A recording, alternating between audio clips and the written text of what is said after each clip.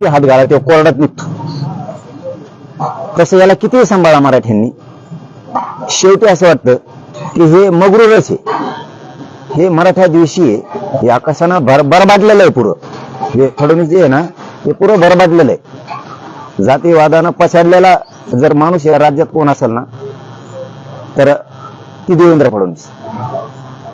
कारण त्याच्याबद्दल जे बोलायचं नव्हतं नाविलाजानं त्याचं ते गुण जर बाहेर पडायला लागले तर मी काय मोजित नाही. मग त्याला जर त्याचे गुणच दाखवायचे असते प्रत्येक वेळेस मराठ्यांना तर मला उपयोग नाही. कारण सन्मान द्यावा लागतो तो मिळत असतो. आणि मग काय तू आता काही गुतत नाही म्हणून मी काय तुला सन्मानाचं बोलत होतो आतापर्यंत, त्यामुळे तू काय मग करू शकत नाही. तुझ्याशी करायला जाशील त्याशी तुला कळेल का या राज्यातले मराठी म्हणजे काय, राज्य म्हणजे काय, आणि तू फडणवीस म्हणजे काय. तो इज्जत केली आम्ही करत होतो, तुला प्रामाणिक बोलत होतो, पण तुला जे मस्ती आहे ना ती जायला तयार नाही तू, आणि मी सहन करायला तयार नाही. कारण तू ह्या पोरीसाठी एक शब्द ओलांडून तू सागर बंगल्यावर राहायला जाऊ शकत नाही. कारण तिची परीक्षा आहे.